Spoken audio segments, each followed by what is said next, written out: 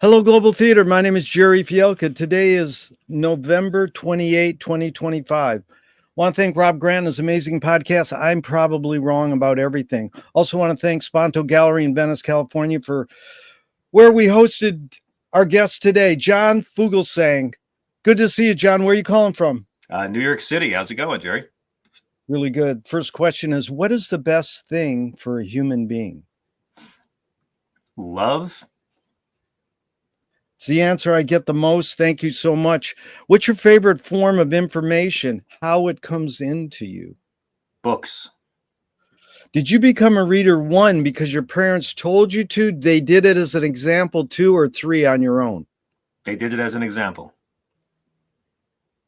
Why do you think humans collect or gather information?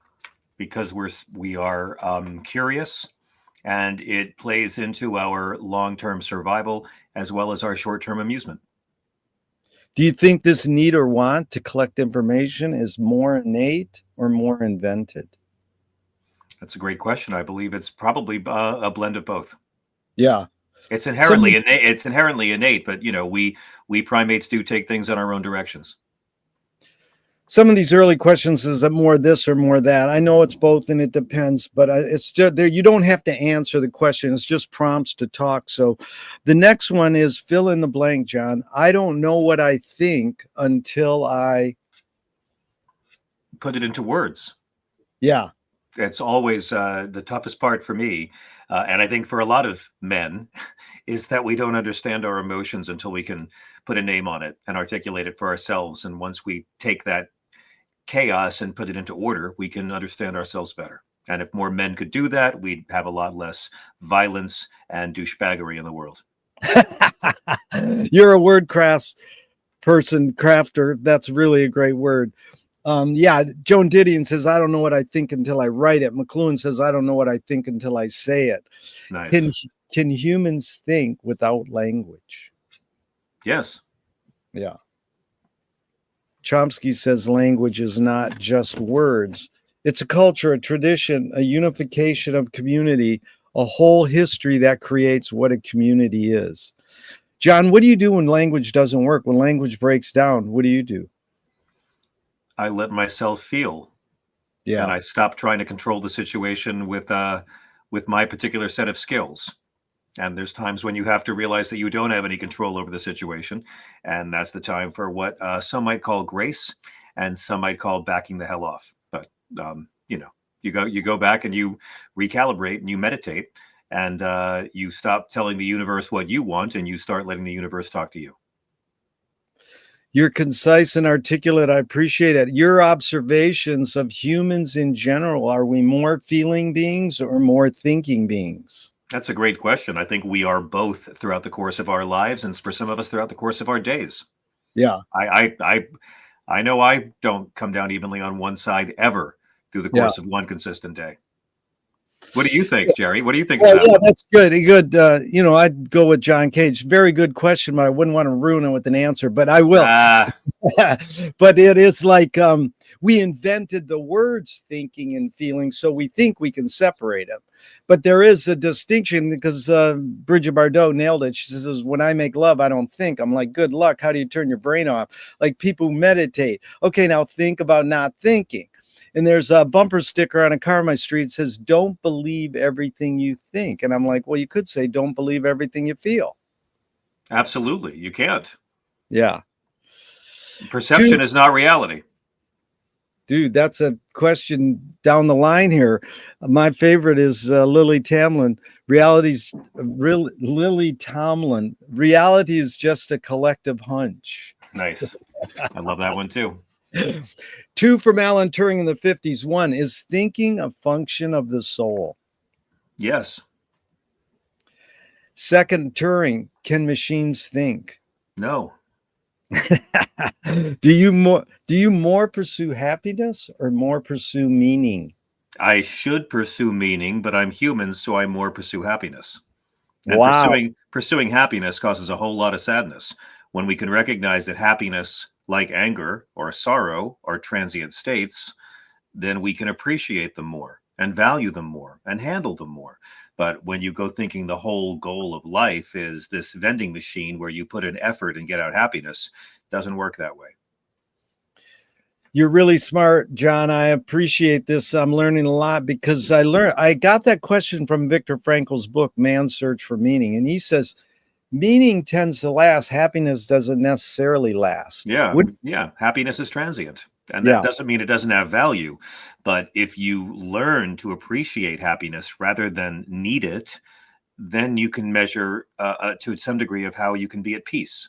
And I don't try to be happy anymore. I try to be at peace, because when you are at peace, then you can appreciate happiness and handle the sorrow and the anger.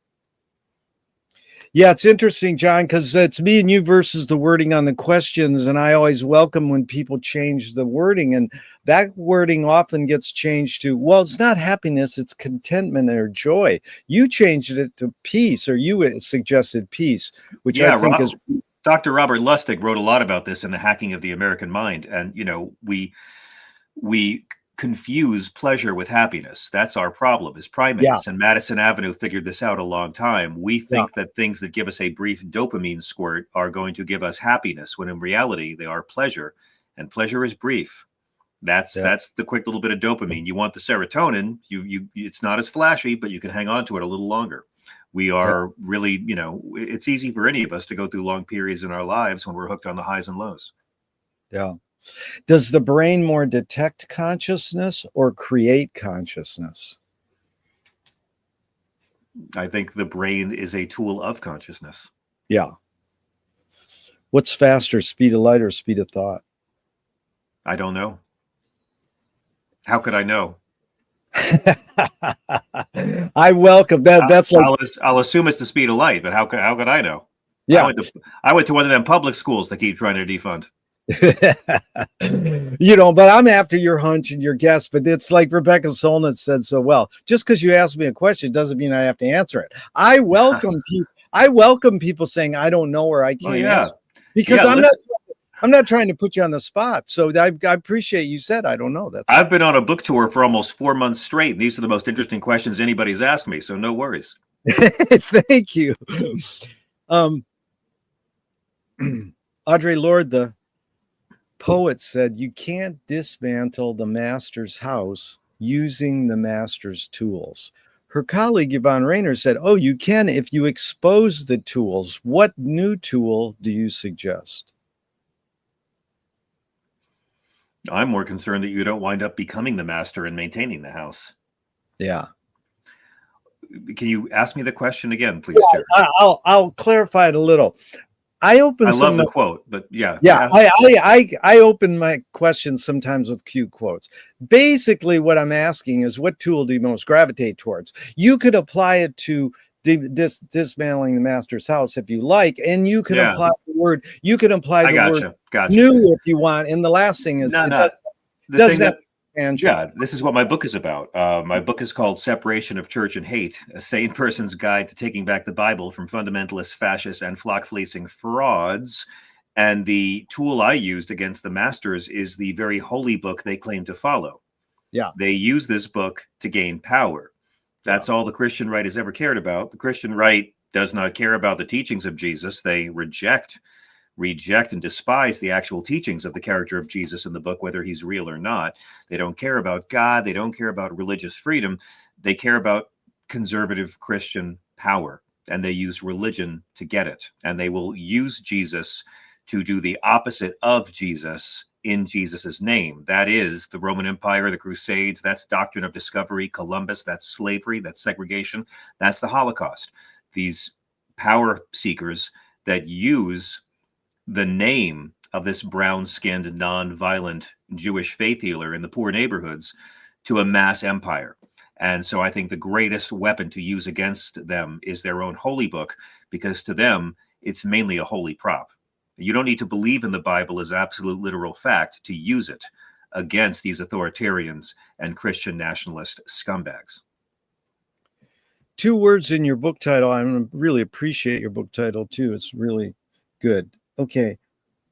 I would say the tool, or I would just suggest the tool you're suggesting is critical thinking of the Holy Bible of the Bible because you say guide. Yeah. Oh, yeah. Yeah. I think engaging critically with Scripture Yeah. is something the Jews have always done. And it's something the Christians have always been discouraged from doing because authoritarians like to use Scripture to have top-down hierarchy, patriarchy, bullshit authority. So, our Jewish brothers and sisters, they go at it. They'll debate what God's trying to say in this verse or that verse and go at it all day. With us, no, you believe in a talking snake, and if you ask otherwise, you're a bad person. That's how they control populations. That's how they control women. That's how, they got the followers of Jesus to vote against everything Jesus talks about by talking about abortion, which Jesus never talks about. So it's a long-standing racket. But, I would say that if there is a God and he hath given us reason and critical thinking, then this God will not be offended by us using those tools. Really good. Let's go to this one. The other word I love in your book is sane. McLuhan said you can't prove you're sane unless you have discharge papers from a mental hospital. Go ahead. Yeah. Well, yeah. In this sense, I use sane. I agree, and I use let's not forget. There's nothing our liberal pals love more than being offended. So I assure you, I'm not being ableist and putting down insane people, of which I number myself. I don't claim to be sane any more than I claim to be a good Christian. But this is a sane person's guide, and by sane I mean reasonable. A person who is connected with reason, because we know that many of our loved ones are now beyond reason. They're beyond Scripture. They're beyond black and white. They're beyond history. They're beyond the Constitution. They're beyond the teachings of Jesus. We're in this cult time right now. So I didn't write my book for anyone to give their right-wing Christian loved one. I wrote my book for any atheist or believer of any faith who has to live with or work with or deal with one of these authoritarian fundamentalists or Christian nationalists. Yeah. Because they hate Jesus, Gerry. They freaking hate Jesus. He's not their Messiah. He's their mascot. And you don't need to believe in him to use him against these frauds. It's like, well, we'll get into that. But I did want to say, I'm always curious who invented, mental illness. So, in the old days, the shaman was the crazy person in the community, and they would go, wow, they have something wise. And then someone came along and said, no, they're nuts. Let's throw them in a mental hospital. So it's sort of funny how we determine, that's a fun little twist on it. McLuhan saying you can't prove you're sane unless you have discharge papers from a mental hospital. Because my friend said, I have them. They're framed on my wall. I can prove I'm sane because I was discharged. Nice. But indeed,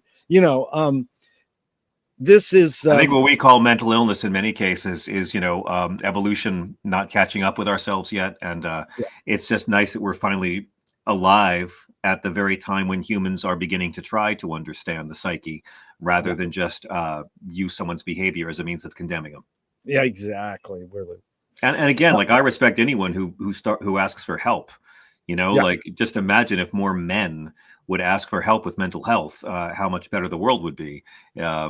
It's just to me, we look at a crisis where young men, mostly overwhelmingly white, overwhelmingly Christian, overwhelmingly raised conservative with easy access to weaponry, are now killing more people than car accidents or disease.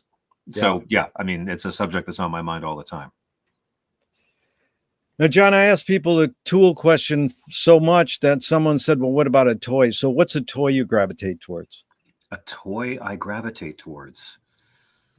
Wow, I live in a house with a kid. This should be an easier question than it is. A toy I gravitate towards. I'm a parent, so anything I think my kid would like. That's where it goes. When I was a guy in my 20s, I bought shiny things for me. Now I don't buy stuff for me anymore. So a toy is a thing I can buy a child or a wife to make their day, make them smile, and then I feel like I've achieved something as a bad parent. What do you worry about when you go to bed at night?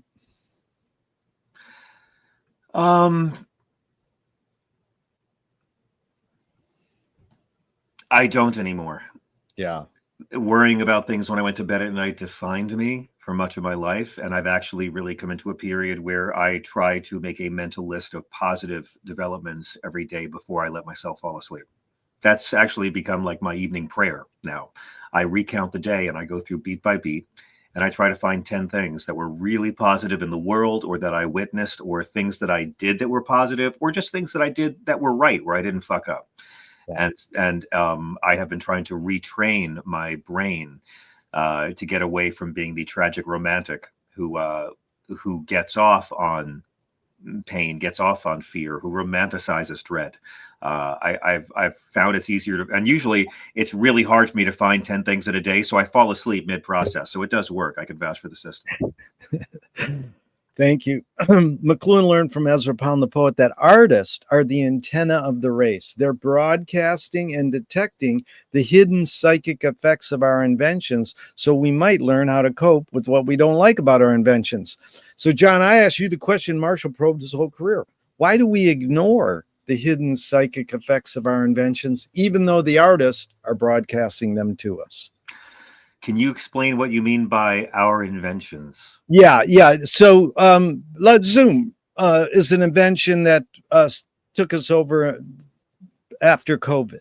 Yeah. And so we don't know how it's really shaped our behavior, but we embrace it. So, you know, I did live events like the Sponto Gallery thing that you performed at for 40 years. And now all of a sudden I do most all my events on Zoom, and the people are more attentive. So the hidden psychic effect is you're only seeing their face, and they're not wandering off and looking at the room, and everybody's staring at everybody else in the room, or staring at the light in the corner of the room. And so really people I found are more attentive. So it's a trade-off. I think it's really a trade-off as a performer. Yeah, it's a hidden psychic effect. And then so inventions are anything we invent: spoken word, printed word, toothpicks, bulldozers. So it doesn't have to be a tangible thing. So it's basically, it's a great question. Yeah, it's a topic I love. You know, I viewed Zoom as really being another example of Homo sapiens adapting. I think Darwin would have had a field day with this technology because it was humans adapting, and we saw artists adapting. We saw education and schools adapting. My little kid was doing class on Zoom in the daytime, and I was doing stand-up on Zoom and doing radio shows on Zoom at night during that entire lockdown period. And let's already look at how much that adaptation for that natural event has changed our invention of corporate life. You know, just as young people are looking at rideshare apps and saying, why do I need to pay to have a gigantic expensive piece of metal in my garage that I need to pay to insure? Corporations are now saying, well, why are we paying for all this endless square footage of office space when we get more efficient results by not having our entire workforce be here? So that's an example of like Zoom being one of those developments in technology that we're just beginning to understand how our innate ability at adaptation is going to change our technology. I mean, I love it. I think in many ways it has brought people closer together, particularly seniors. You know, I much prefer real interactions with people to Zoom, but if Zoom keeps people from isolation, then I think it's a great, great tool. Yeah. But again, the history is amazing. 1939, right in your city, New York City, is where it first came to be a reality at the New York World's Fair. It was called television telephone. In 1968, 2001, A Space Odyssey, Kubrick's film, we see it where he calls his daughter from the spaceship and wishes her happy birthday. But then it became this reality. But I'm talking about. I'm pretty sure Dick Tracy's watch invented that, sir. Not to do competing science with you, but I'm pretty sure Dick Tracy's watch had that well before. I'm going to look up when Dick Tracy did that because I got it incorporated in my timeline. But I'm saying then the artists come along and sort of, broadcast some of these hidden psychic effects. It's any art form, comedy, books, conversation.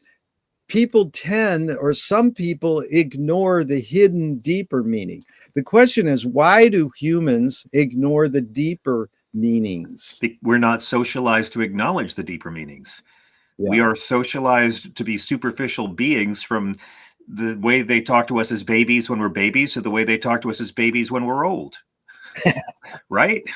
We talk to old people the same way we talk to babies. We don't structure each other to be our deepest, most penetrative selves mentally and spiritually and interpersonally. So, I mean, it's a culture that encourages children to be shallow, encourages men to be shallow. I'm sorry, guys, bros, and dudes to be shallow. You know, and so that's why we appreciate the deep people, right? If my God, if we were all deep and interesting, we'd be Europe. God help us. Thank God it's here. There's so few shallow ones of us. We know who we want to hang out with, or at least copy off of. Yeah. John, do artists have moral obligation?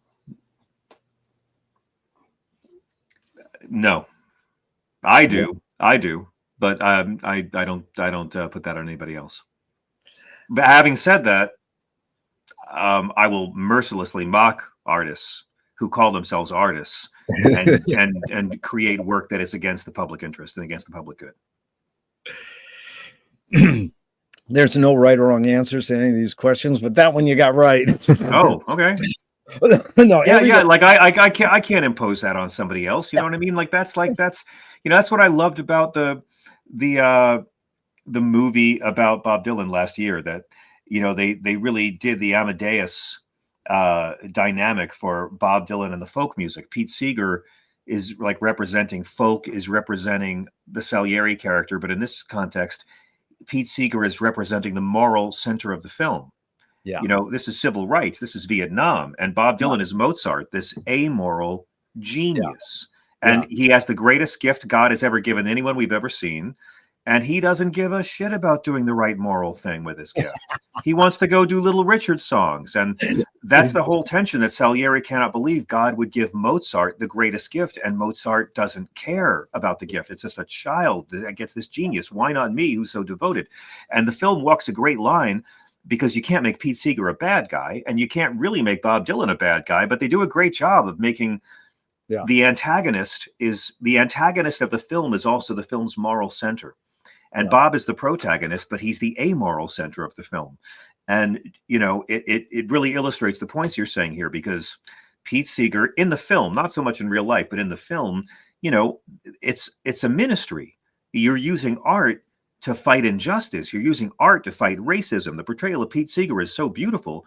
And so you're in that fervor, and artists have a devotion. Artists have a ministry. If it's what you're calling. And so you think, my God, you have this great talent. You have to use this to help others. And this kid just wanted to rock and roll and take drugs and try to be like Little Richard meets, you know, a French poet. And it reminds me that I can't go imposing my moral tastes on other people's work. How's that for a long, preachy, wordy answer to one of your very short questions? Dude, you're articulate and concise. You suss it out in a beautiful way. Believe me, John, I do this 4 times a week, and people usually have to say the same thing 3 times in a row. You don't do that. You suss it out and get deeper. So, but the things you evoked for me was, they asked Bob Dylan, "Are you a poet?" And he goes, "No, I'm a trapeze artist." Yeah. Or you said I'm a song and dance man as well. Yeah. And then Moon Zappa wrote an article for Newsweek magazine recently, in the last several months, and she said, I read some graffiti in the valley and it said, not all cults are bad. So I kind of like that idea of just knowing that the word cult etymologically is rooted in culture, growth, but it's been demonized, like cults are bad.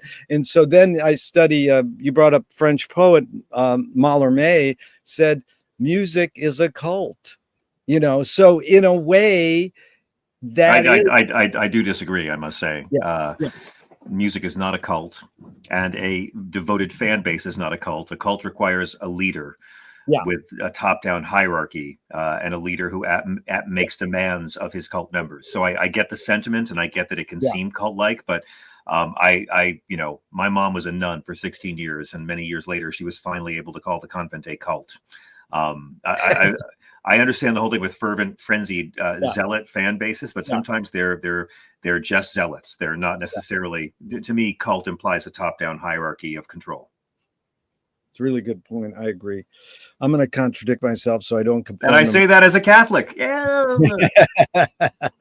Once a Catholic, me too. Are you more afraid of new ideas or more afraid of old ideas? Oh, more afraid of old ideas. Yeah.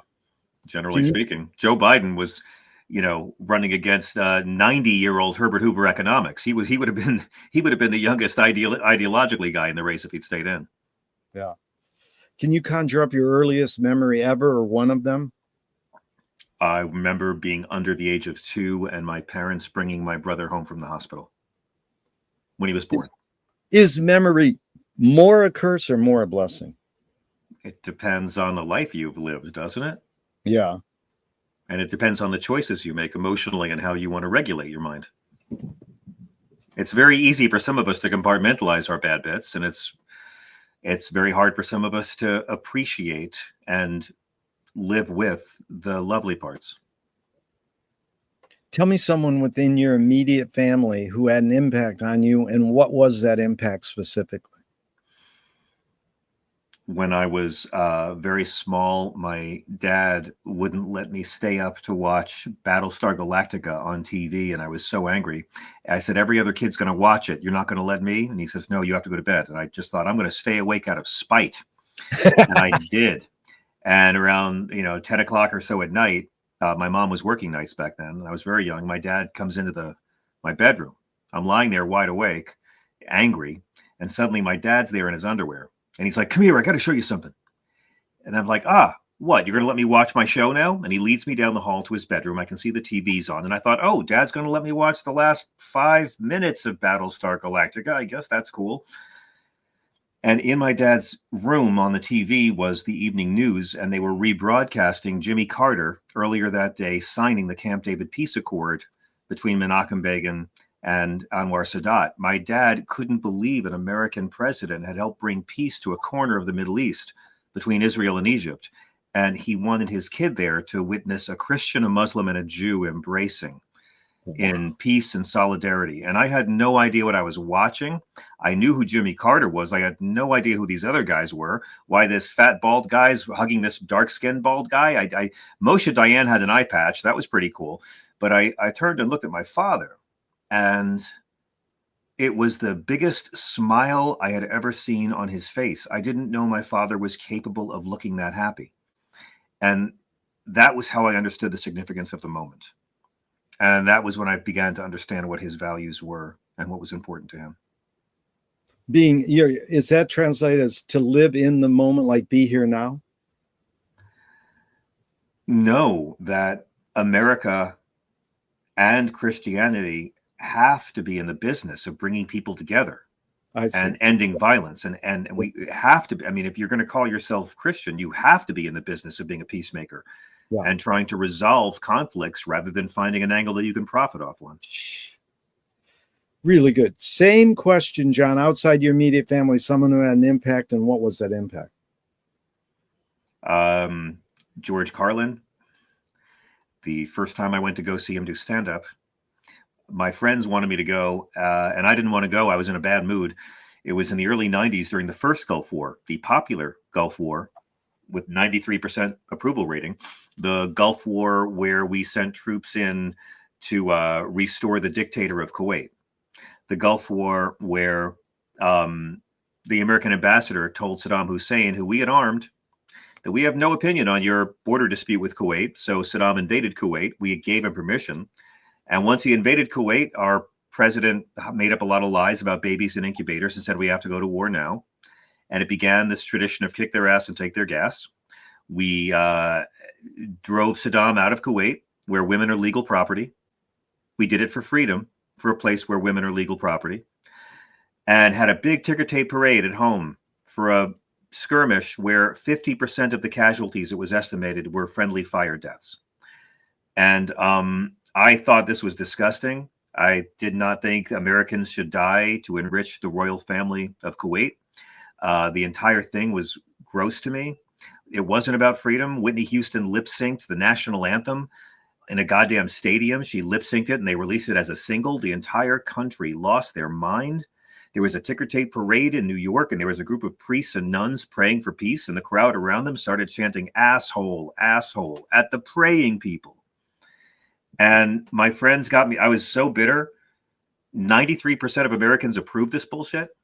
My friend said, come out and see George Carlin at Westbury Music Fair on Long Island. And I thought, oh, the dirty jokes guy? Yeah, okay.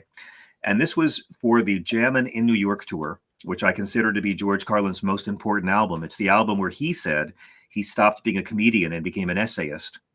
Wow. And the opening of this set, and you can hear the album, is him coming out with his venomous, scathing attack on the most popular American war of our lifetimes, the First Persian Gulf War, where, I mean, I'll tell you, 93% of this audience was not defending Bush that night. He had the entire crowd roaring and cheering as he dissected the sick hypocrisy of this evil war, and of George Bush, and of us thinking we're the good guys, and Dick Cheney and Colin Powell, and how this whole war for TV was pulled off. Again, this is before the Iraq War. And it was that night I decided I wanted to be a comedian. And it was the first time a comedian ever made me feel less alone as a human being. Wow. What age were you, John? I was like 20. 20. Yeah, I was fortunate enough to work for George for about a half a year, and he told me at one point, I'm going to learn a lot from you. I says, could I put that on my gravestone? Amazing story. You really taught me a lot of him switching to becoming an essayist. You listen to the records and you go like through the 80s and, you know, like, what am I doing in New Jersey? You know, it's funny stuff. But with Jammin' in New York, they always talk about the two faces of George Carlin. And to me, that's bullshit. Yeah, you had the clean cut Ed Sullivan comic.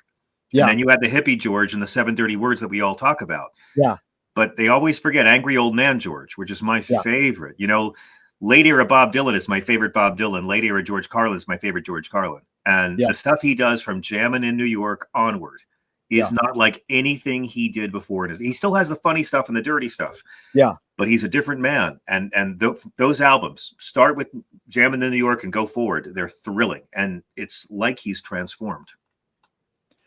Good analysis of that period breakdown. Thank you. Thank you. If God does exist, what would you like God to say to you after you die?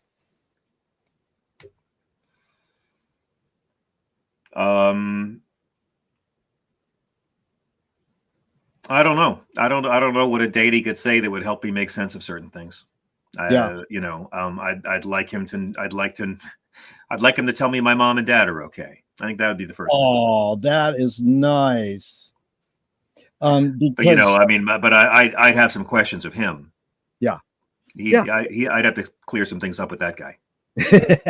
This is Harold Bloom. They ask him, do you believe in God? And he says, my attitude towards Yahweh is that I don't like him and I don't trust him and I wish he'd go away, but he won't, because he's built into our language. As Nietzsche said, he's part of the way we think. As soon as you use a verb involving being, you're in trouble. Yeah, I agree. But at the same time, you're never going to get human beings to not be in love with the great mystery.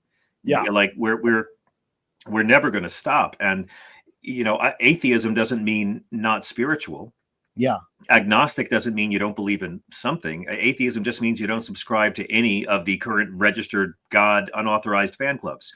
And the great thing about God is that he or she has yet to join any of their own unauthorized fan clubs. So it's all guesswork, and that's the beauty of it.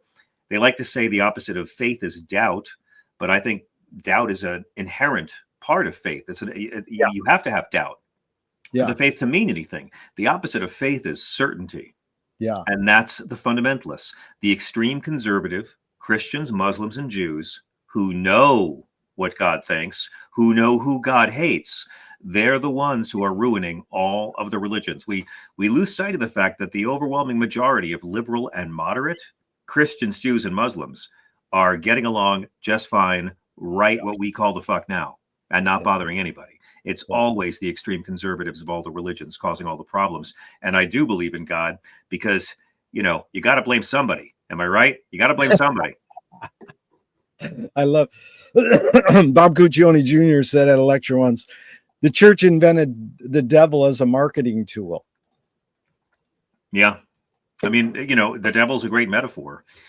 But I think the devil's greatest sin is that he's existed to let us off the hook for our own poor choices and bad behavior. The devil made me do it is the most dishonest, the most dishonest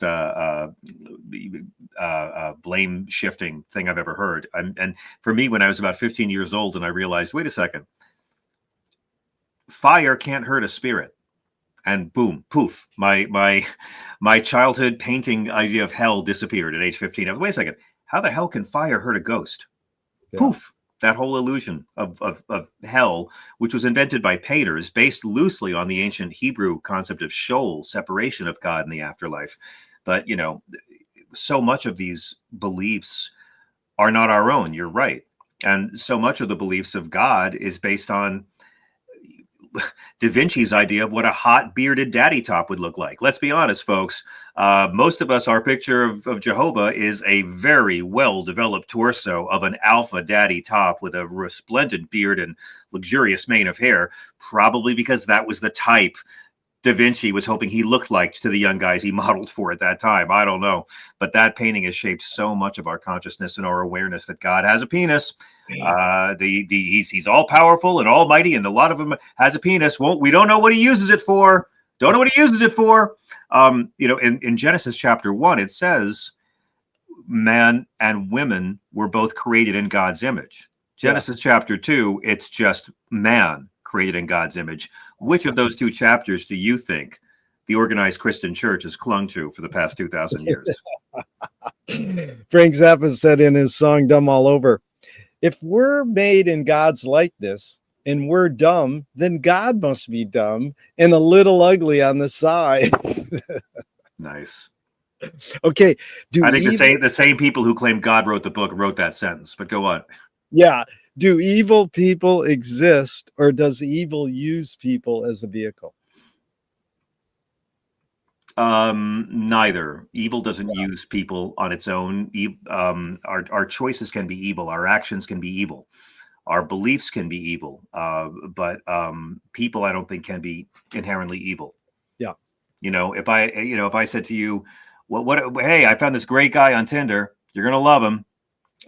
He's really smart. He's a published author.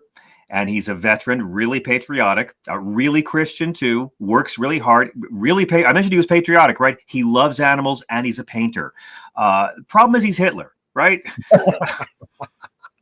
So you can show me the most evil people that have wonderful qualities. And I have to live in the belief that the worst of us is still capable of repentance, that the worst of us is still capable of changing our ways. Yeah.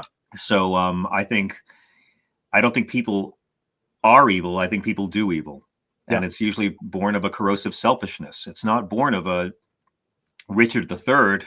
I cannot prove a lover, so I'm determined to prove a villain. It's not because they're malevolent and hate people. It's because you're selfish and you make choices that are cruel and mean and hurt folks rather than, I want to go out there and hurt people. That's always going to be there, those douchebags. But evil... I mean, evil is almost always just some kind of corrosive selfishness that has abandoned any pretense of morality. That's the good thing about religion. You know, I'll go with you all the time about how all the crimes it's been used to justify and the cruelties, but we'll never know how many murders and rapes and crimes weren't committed because somebody was afraid of hell. Yeah. We can never measure how much organized religion helped civilize us as a raping, murdering, thieving species. But we can say that organized religion needs a serious reboot if it wants to survive in the new millennium, because what worked 2,000, 1,000 years ago is not working today. What's refreshing asking that question, John, is that most people do say, well, everybody's capable of being evil. So it is a human thing. And we all are. The hidden question really is, how do you advise someone to deal with an enemy? And I'll set it up. Alan Watts says, if you acknowledge your enemy, you empower them. Coppola stole from The Mob and the Samurai, keep your friends close and your enemies closer. JFK said, forgive your enemy, but don't forget their name. And Fellini says, I need an enemy. So it's a lot of thoughts. The basic question is, how do you advise someone to deal with an enemy? But first, how would you respond to Alan Watts? If you acknowledge your enemy, you empower them. That's true on Twitter. Tell you that. Let me tell you, folks, you win 100% of all online arguments you don't get into with anonymous trolls on Twitter. You will win 100% of the arguments you walk away from and say, you know what? This douchebag lacks the manhood to show his name and face. I don't need to respond to his little taunt. Yeah. You know, I go with Abraham Lincoln. the only way to deal with your enemy is to make him your friend. Wow, very good. Otherwise, why deal with your enemy? Why? Unless you have to defeat someone, unless someone's attacking you and they're, you have to defend yourself. But otherwise, why deal with someone that toxic? If there's someone in your life who has this energy, then start taking the steps you need to take to spend less time with them. That's it. But, if you have to face an enemy, hating your enemy will only cloud your judgment, right? I think Jesus is pretty right about all this. It's one of the areas where Jesus is even more conservative. Jesus says, in the Sermon on the Mount, you've heard it said that you have to, you have to forgive your enemy. I'm telling you to love your enemy. Yeah. And that's too hard and too liberal and too woke for most of us. But it is the only thing that really does work. And if you can overcome your own hatred for someone and recognize their common humanity, even if you don't win them over, you will win over the bystanders. It never hurts to be the strong, kind one who refuses to hate and acknowledges the other person hate. You be willing to turn the other cheek. It's a great way to make your opponent look like a dick. It really is. Wise words. Nassim Taleb said games were created to give non-heroes the illusion of winning. In real life, we don't know who wins or loses, but we can tell who a hero is.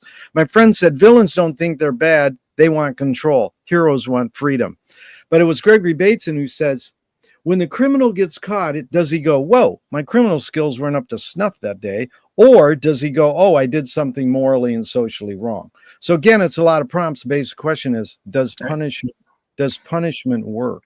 I think it also depends on how much shame is associated with a particular crime. Yeah. Right? I mean, there's the one thing this culture can't forgive. We can forgive theft and violence and lies. We can't forgive creepy male behavior. Yeah.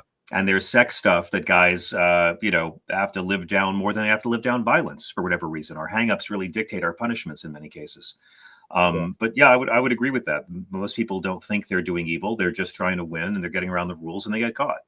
Yeah. And in many cases, that's not evil. Yeah. I think evil's when you hurt people. And there's lots of folks who, bend the rules, don't hurt people, and there's consequences or there's not, but it's commensurate. When you're actively hurting people or trying to hurt people or choosing to do things that will hurt people, to me, those are the kind of sins that are a lot more damaging than somebody doing 56 in a 55 zone. Yeah, it was like the guys who put out the Enron movie. I said to the producer, your film's kind of like a training film for up and coming capitalists. And he goes, yeah, I guess so. And, so does punishment work? They get thrown in a country club jail, yeah. And then does punishment work is sort of a stupid question to follow that all up. But it depends. Malcolm X said he's proof that it works. Malcolm X said he's proof that the criminal justice system can reform people. But, that's back when we called them reformatories to reform or penitentiaries for a man to be penitent. Now they're fucking cages we throw guys in because they're bound. That's funny word. Blake said, we become what we behold. And Lenny Bruce said, you can call cops three things. You can call them cops, pigs, or peace officers. Well, why don't we just call them peace officers? Because that's what we want them to do.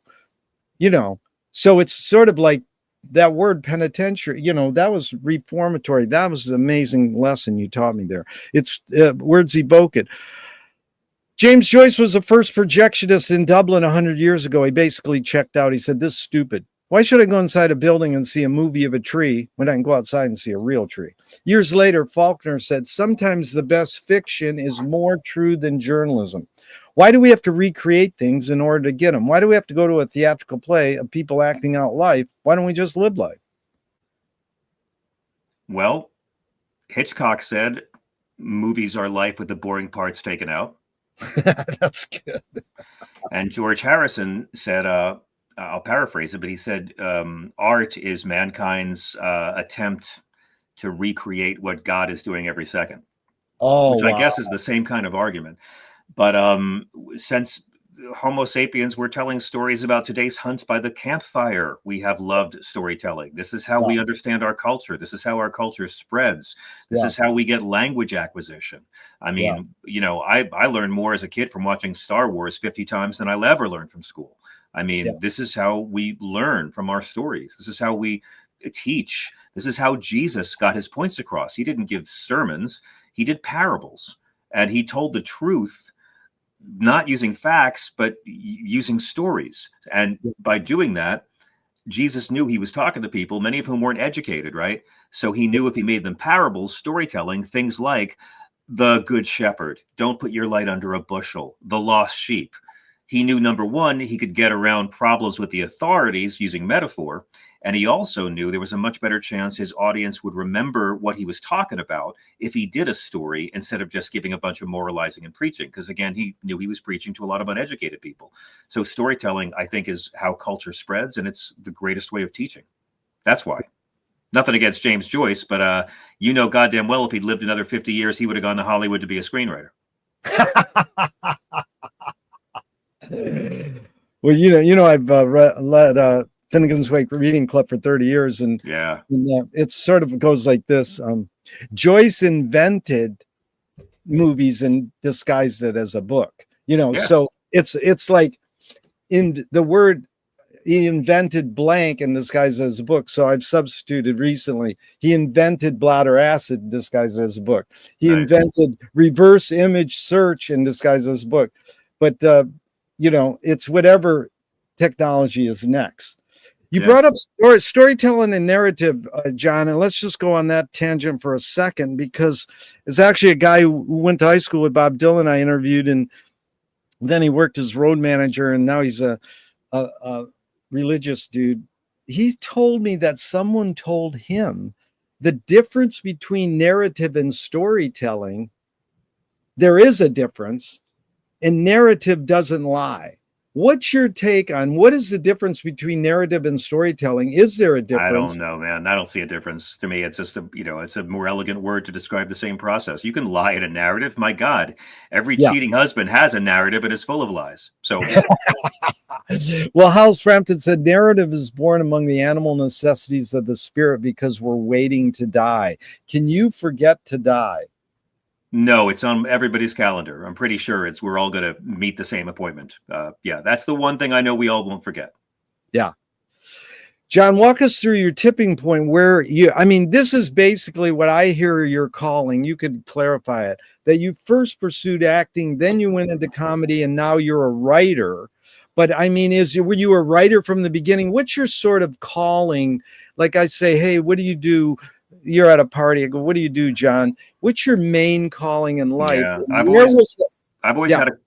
had so many different callings. My calling is that I'm someone who's wanted to do so many different things in the course of his life. So, I love acting, and I'll always be an actor, and I'll never give that up. And I love stand-up, and I'll never give that up. I've done TV hosting, some of which I've loved, some of which I hadn't, but it was something I was curious about. I've done a radio show for Sirius XM for the last 10 years, which is, a part-time gig. And I've learned so much from that.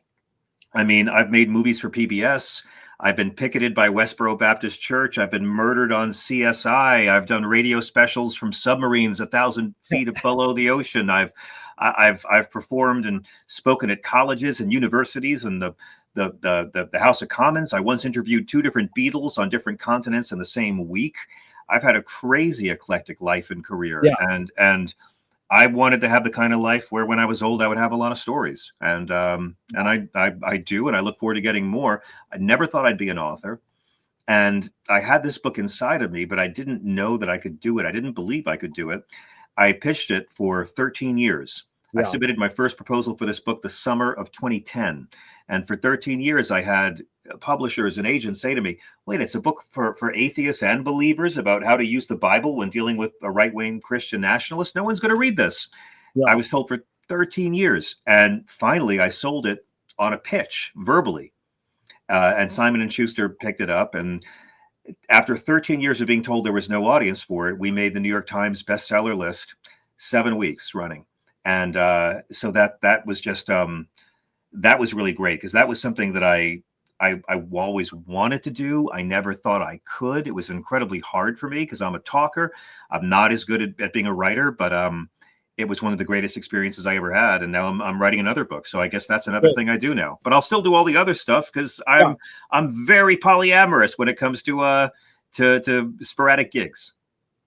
It's good. You really articulated that clearly, because I wanted to go into the book, but just before, what was the tipping point you went into acting? Because that was sort of your first thing. Were you studying it as a high school acting, and then you went into college? What did you study in college? Theater. I studied, I grew up doing regional theater from the time I was 11 years old. I was 11 the first time I got paid for it. And at age 12, I was involved in a production of Hamlet for the first time, all with adults. And after that, after spending 3 months of your life when you're in 7th grade on Hamlet, it's kind of hard to go back to your Atari games. And but what was it that your parents showing you TV, movies, taking you to theater? What was that tipping point? We go, I want to pursue acting. Is there, can you nail that to some sort of early? Yeah, I knew I wanted to pursue it by the time I was 14, and I'd been doing theater for like 3 years. But you knew it because of why? What was that tipping point? Oh, well, it was the first time I ever felt that I had a place. Yeah, it was the first time I ever felt like I was doing what I was supposed to be doing. School always felt wrong. I never fit in. I wasn't good at anything at school. I knew I wasn't stupid, but I felt stupid at school, and socially was awkward and all that stuff. And I was diagnosed mentally retarded as an infant. And when I was 7, they thought I had a brain tumor. So my parents were just happy to find something that I liked, because they tried every sport in the world and musical instrument, and I just couldn't take to anything. But I loved theater. And if there wasn't a bit part for me to play, because I was a very tall kid, so I could do bit parts, or I would do stage crew or sound or lighting, or I would usher. I didn't care. I just wanted to be around it all the time. And that's why I'm not a Long Island douchebag today. Really good. This is shifting back to your book. A screenwriting teacher told me great art is when you can clearly see the intention of the maker. Kubrick says the opposite. Great art is when you can clearly not see the intention of the maker. What role did intention play in your creative process when you were writing this first book? That I had to find the right voice. Yeah. I have so many different voices inside of me. And you'll have the one voice for stand-up. You'll have the one voice for stand-up with a different kind of crowd. You'll have the one voice for radio, or when you're dealing with adults or pitching things or whatever.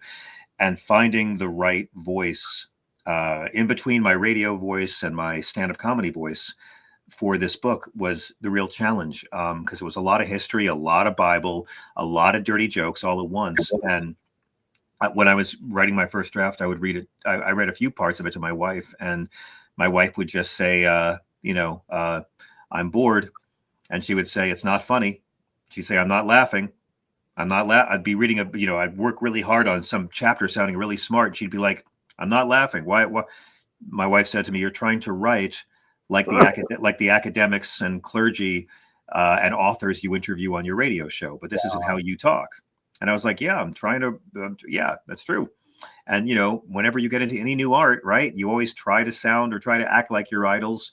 Bob Dylan had to try to be Woody Guthrie to find Bob Dylan. Tom Petty had to try to be Roger McGuinn, and I realized, oh, yeah, I'm writing like 25 different people. And so for me, the real challenge in writing the book, the real switch I had to learn how to flip was deciding my character, which I eventually decided was a guy on a bar stool tugging on your coat about what the Bible actually says versus what these douchebags claim it says. Yeah. And once I had that character down, that character dictated the tone of all the language throughout the book. And it's not about finding your voice. I hate that phrase. It's about finding which one of your voices is the right voice for this. Yeah. And that was it sounds very simple, and it is to people who are good at this. For me, it was a little tricky. Find the right voice. Harold Bloom, Anxiety of Influence, says you absorb your influence and then you abandon them. I'm like, good luck. How do you abandon that? But picking that idea of the bar stool character was so image creating for me. I could really picture that. And that made it easier, actually, because I had to read every part of the book out loud, right? Like anything I wrote, I had to read. Like I was in Chicago. I'm finishing my first draft the night before the DNC began last year. I'm in my hotel room writing till 6 a.m., right? And then I slept 3 hours and went to the convention. And I was reading every paragraph out loud because it had to be in the voice. And because I did that, it made the audiobook really easy. When I went in to do the audiobook, Oh, it was the only fun part of the process. And Oh, wow. they were also shocked over there because they're used to authors who were, guys with credibility, smart men and women and professors and men and women of letters. And instead, I was like, no, I'm a performer. I write stuff for me to perform it. So in Yeah. many ways, I felt like I wrote the book just so I could perform the audiobook. But I already knew how every sentence went, where I took my breaths, what the tone was of every page. I knew where the music was in every paragraph before I sat in the booth to do the audiobook. Because that was, my way of doing the process. Perfect. You have ESP because it leads into this. Duchamp said there's no art without an audience. How much were you thinking of your potential reader when you were writing your book? All the time. Anyone who says they don't is, I mean, you don't totally do it for them, but you have to keep them in mind. Yeah. Right? Like you have to keep in mind a vague idea of who this is for. And for me, I was writing a book for a large amount of people. Yeah. But I also knew coming to this book that I didn't want to write it as a holy person. I didn't want to say, hey, I'm a Christian person, and I say in the introduction, like, I am not claiming to be a good Christian. I am so far from it. I know the Bible extremely well. I'm here to show you how to call out douchebags. Like, I'm not saying I'm a moralist at all. That was really part of the voice for this. And that was why I was able to make it flow, because I knew that I had to put comedy in it. I knew that I had to have dirty jokes. I apologize for the profanity in the book in the very beginning. And I know there's not usually many books about scripture and Jesus and St. Paul with this many dick jokes as mine. But I knew going into it that I was willing to offend the audience just a little bit, because it was very important to me to not come off as pious. You know what I'm saying? So in that way, like, I not only played to the audience, I played against the audience to try to make sure that I was the character I wanted to be. So now when I read reviews, it's interesting, because I've seen some people who don't like the book, but their negative reviews generally center around my tone. They don't like me. They don't like that I tell jokes in it. They think I'm too disrespectful or irreverent to them. And I'm like, great. So you can't disagree with any of my points. You just don't like me. And that was my goal for it the whole time. McLuhan says everything we invent extends some humanness. Knife and fork extends our teeth. Shutter in a camera extends our eyelid. Maybe even religion or philosophy, non-tangible, extends consciousness. What does a writing utensil extend for you? Whether it's a pen and pencil or a keyboard, what humanness does the writing utensil extend for you? Whatever humanness I can bring into this world using the utensil. Yeah. It's all in us. It's all inside of you. It's already in you. Like Tom Petty said, God's already written all the great songs. You just got to find it. It's in you. And, the utensil is the thing you use to practice getting it out of you. The writer Anne Lamott talks a lot about shitty first drafts. And it's just the most important lesson you can possibly give yourself, because the utensil is the thing that you use to cut into your body and get the truth out. Yeah. And the truth coming out of your body is going to be messy. So you got to use that utensil to keep working at it until it comes out in a way that you can understand it and that you're proud of. That truth that is your truth. And so, to me, it's just it's just the whole process. But I mean, you're not. It's not like you're inventing anything. It's there. It's in you. It's in your heart. It's in your mind. And if you care, if your heart's invested in this, and you're not just. And nothing against being calculating and putting out a piece of product. If you're good at that, then God bless, right? Good for you. Go ahead and put out stuff that's shallow and superficial and sells a lot. But, if you're mad enough to want to pour your heart and soul and mind into a project, then, you're going to have to sit at the chair and bleed for a while until you know that it is true to you, and yet also matches the marketplace's ideal. And that's really the discipline and the struggle we all walk. This is Milan Kundera, the guy who wrote Unbearable Likeness of Being. I love him. He said, this is why I love writing, because the character that I'm writing about can go further than I can. Isn't that over romanticizing? Because if I write a character on this piece of paper, how can that character go further? What are you talking about? It can go further than you ever can. The characters in their life and their thinking and in the choices they make. What are you talking about? George Lucas can't blow up a Death Star, but his character can. And, Kundera goes another step better. In Immortality, Kundera puts himself in the book in the third act as a character, named him. Like, Yeah. so he actually went around the backwards way on that. Yeah. Steve Martin loves to quote David Mamet. Art is a product of the unconscious mind. You know, these George Lakoff and neuroscientists, the linguists say we're operating 80% unconsciously. I would say for the last hour, I've been here with you, and it feels like we're both pretty much 95% conscious. Well, I'm not, but I have a hard time believing Mamet thinks that too. You know, maybe, I mean, maybe if he's watching Fox News for the 9th hour, his mind is no longer conscious, but you don't write music. You don't write dialogue that musical.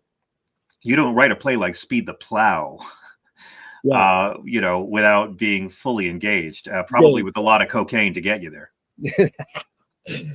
Okay, Mike Kelly said, art is making your problems other people's problems. Any comment?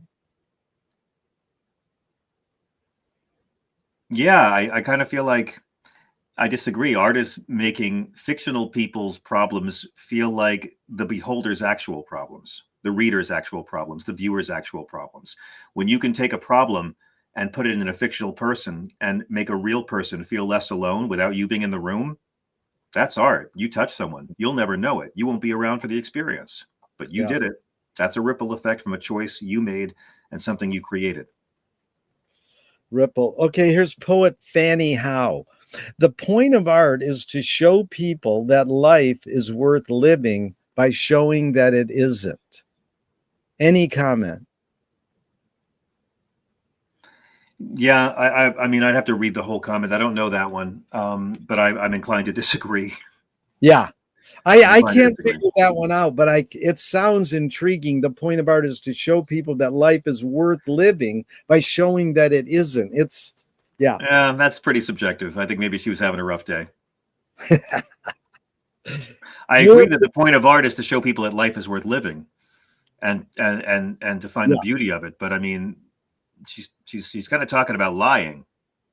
And I recommend anybody watch the film Train Dreams. That's all I can say to that. Now on Netflix. Be ready. Every man should watch this film. Okay. And so this is Bertolt Brecht asked Charles Laughton, why do you act? He says, because people don't know what they are like, and I think I can show them. Now that is, it sounds, you know, sort of bold, but it's sort of like, no, I mean, he's a beautiful actor. I mean, look at his Hunchback of Notre Dame. I was like 10 or 11 when I saw Charles Laughton in The Hunchback, and I never got over that performance. Never got over it. But then I saw him as Inspector Javert and never got over that performance. I mean, he was that kind of guy. And his Phantom of the Opera. His Phantom of the Opera, too. Yeah, fit witness for the prosecution, Billy Wilder film, and he made one of the greatest American films ever. He made one of the scariest American films ever. Yeah. But apparently quite a robust private life too. But that's another conversation. I've heard things about Chuck, let me tell you, but it's not fit for mixed company. But I'm like Johnny's saying, I think I can show them. I'm just curious your thoughts on this, showing the way he words it, because he was right. He could, but so does Brecht though, and they do it different ways. Yeah, because he shows it by going into the feeling and manifesting the true emotion. His Hunchback will make you cry. Yeah. Brecht did it through, theater of alienation. Yeah. Brecht would rather show you the feeling than make you feel the feeling. Yeah. Because Brecht didn't want your emotion getting in the way of you taking in what he was trying to say. So those two guys, I would argue they have incredibly different approaches to how to engage an audience. Yeah. Yeah, you're bringing up a lot of things that we could go into deeper. There's one more in this regard. The poet critic Helen Vendler says, I write to explain things to myself. Sure. Yeah, I'll go along with that. Yeah. I mean, again, I think we're bringing it back where we began by saying it's about articulating what's inside of you. It's about getting that thing out of you and putting it into words. And this is, again, I know I began talking about this an hour ago, but this is the biggest problem men have. Yeah.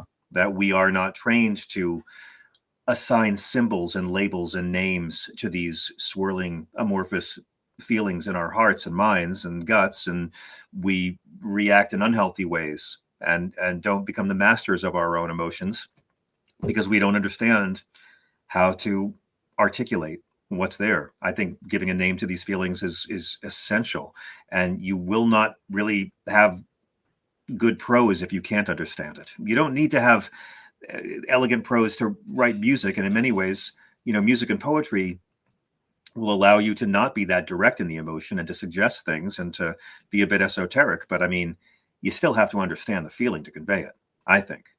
Even if you can't use words, but words sure do come in handy, whether you're doing it directly or indirectly, if that's not too obtuse an answer. No, it's not, because it leads into this. You've been doing stand-up comedy for many years and you're really good at it. And that's where we first met. And Ruth Draper said the key is to bring the audience up onto the stage and into the scene with you. It is they who must give you even more than you give them in the way of imagination and creative power. Maybe. Sure. No, that's true.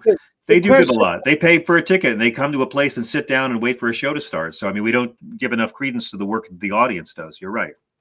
But the question that's fine. But the question was, how do you do that? How do you bring the audience up onto the stage and into the scene with you? Well, that's the magic. Everyone does it a different way, right?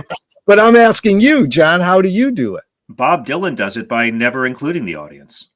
Bob Dylan does. I've never seen a Bob Dylan show where, like, every Dylan show, people complain that he doesn't talk to the crowd. He doesn't make small talk. I've seen him make plenty of small talk over the years, but I think by not indulging the audience, he brings them in. People always walk out during a Dylan show, but in the last half hour, I've never seen anybody walk out. The last half hour of every Dylan show I've ever seen, he has a way of not giving you what you want and making you wonder what it is he's doing. So you lean in. And wait a second, this is Desolation Row. He's completely changed the lyrics, and it makes you hear the song in a new way. Oh my God, he's completely changed the entire arrangement for Things Have Changed or whatever. And he makes you experience his old work in a whole new way, which keeps it alive for him. But by the end of every show, he's made it a small room. By not giving you what you want, by not pandering, by not even necessarily looking at or acknowledging you as an audience, he's doing his thing, and he makes you lean in, and the ones who don't get it leave. And I'll tell you this, by the end of every Dylan show I've ever seen, he has made it a small room.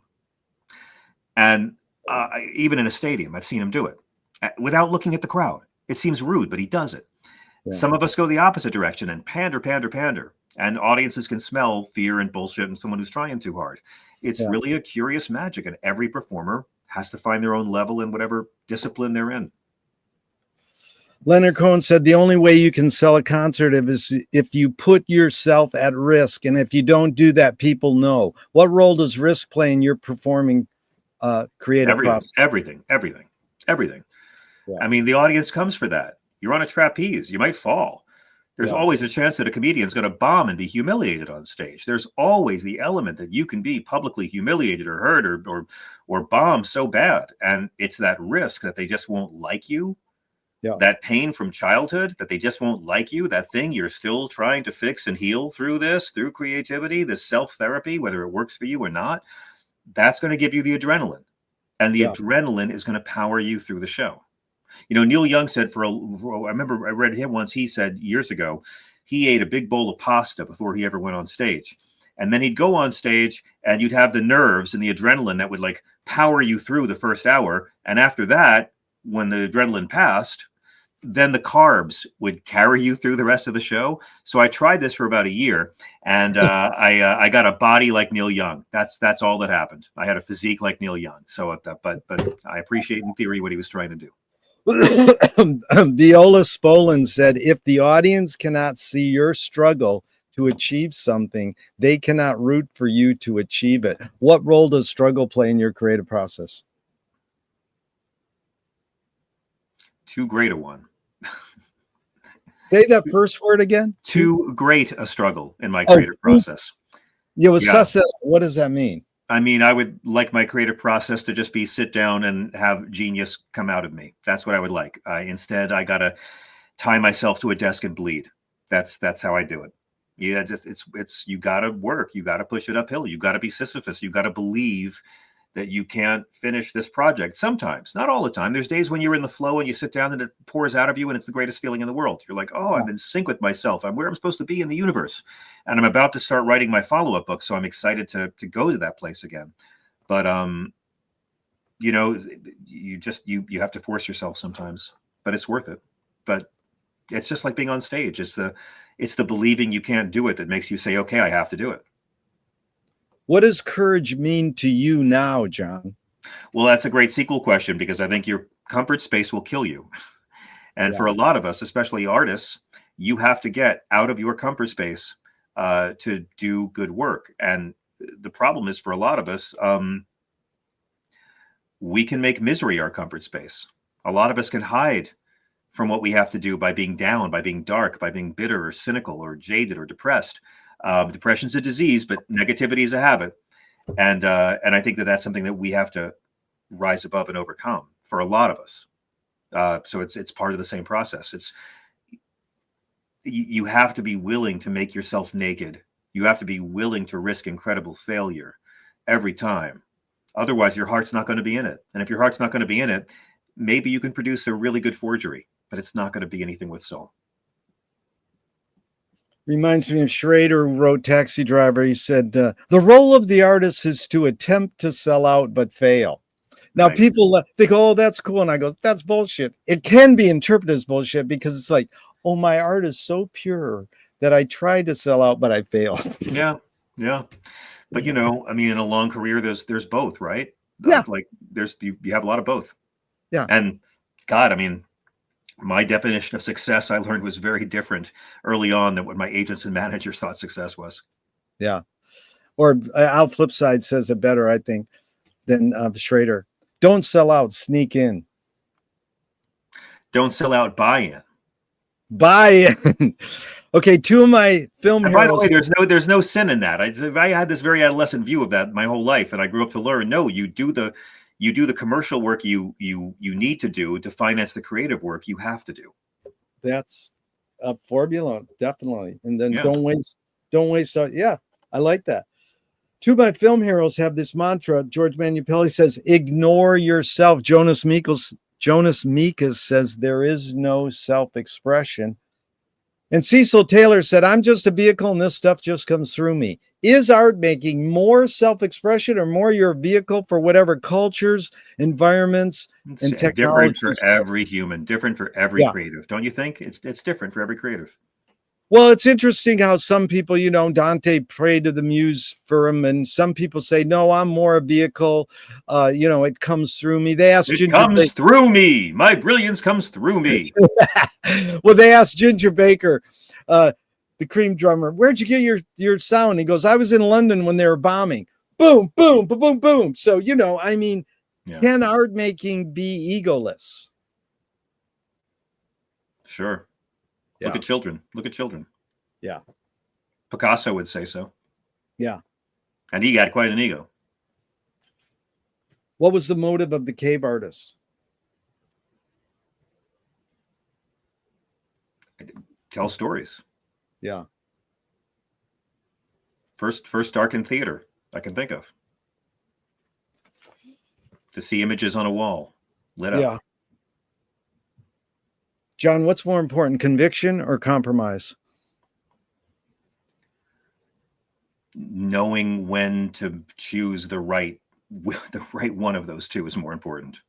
Yeah. There's time for both, and you're going to have to do both in your life as an artist. You're going to have so much conviction and fight for it, and you're going to have to compromise as an artist, as a man, as an adult, as a person in a free society. I think what's more, if you can't say one's more important, or you'll have a miserable life. If it's only conviction, no one will work with you, and if it's only compromise, you won't achieve anything. So I think it's know when to hold them, know when to fold them. Dude, it's amazing, because that was my first question. I got it from Christine McKenna 40 years ago, and I've been asking it. You know, it's one of the first main questions I ask, and it took 25 years before someone did what you just did. I go, what's more important, conviction or compromise? And everybody focus on the two C words. And the guy goes, depends on what you mean by important. Love it. Love it. Okay, is ambition based more on fear or joy?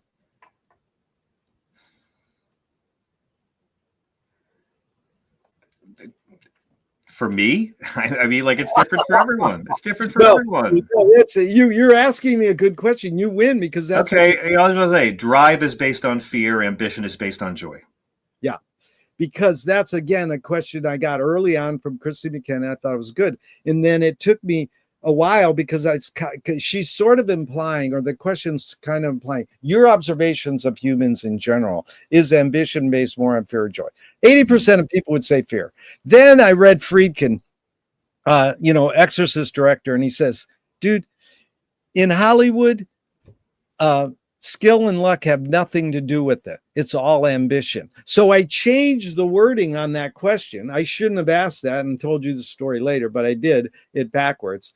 The question I asked now is, you've accomplished a lot. How do you rate these three elements? Luck, skill, and ambition. What played the biggest role, second and third? Oh, I see. Well, I would agree with Friedkin that ambition would come in first. Ambition matters more than anything. It really does. Look at the amount of no talents who succeed. Yeah. And I'll put luck second. So for you personally, your accomplishments, you'd put ambition first, luck second, and skill third? Not me. I'm speaking for normal people. For normal people. Yeah, for me, I just have always, I was always very naive, and I just thought it had to be about skill all the time, and I didn't appreciate the other things. But I can tell you, the best parts of my professional life have been when I was the most unrestrainedly ambitious. I've had a few periods where I just whore myself, and I give myself over to just promoting myself more than I'm comfortable with, or pushing myself more than I'm comfortable with, or champion myself more than I'm comfortable with. And I've never had a period like that not lead to good things. I couldn't do it all the time. Yeah.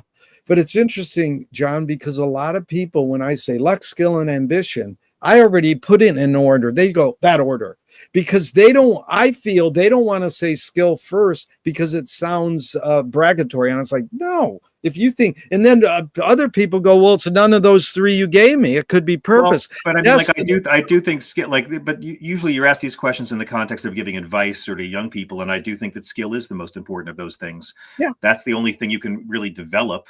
But on a professional level, ambition and luck is always a massive factor. But having lived in Hollywood for many years, I'm sure you'd agree. I would say, for commercial ends, the ambition is probably better than skill.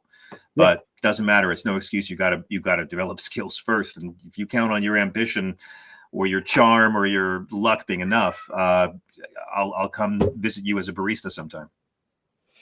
It's funny because I want to go back to Leonard Cohen for a second. Then I'm afraid, Gerry, I got to leave because I got to go cook dinner for my son. I'm 3 hours ahead of you. We're at dinner time up here, so I hate to bail early, but please hit me, Leonard Cohen.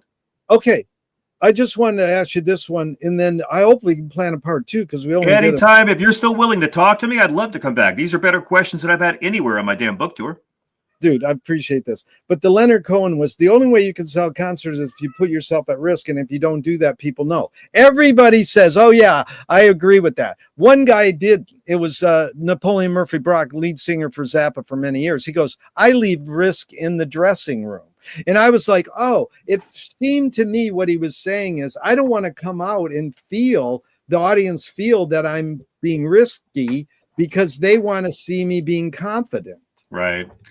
Okay, so there's this great passage in Ken Burns's documentary about jazz, where they're talking about Benny Goodman's orchestra and how all the guys like Louis Armstrong, like Duke Ellington, like all the giants,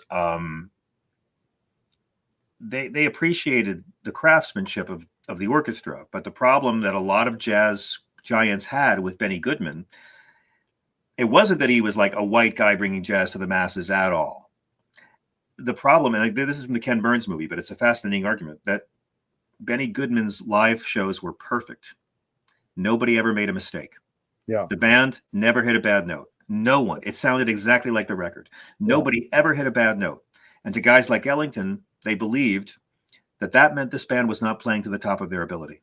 Yeah. They were playing it safe. They wanted it to sound exactly like the record. There would be no mistakes. No one would take any risks. And they'd come out there and deliver something that was a simulation of what you've heard. Yeah.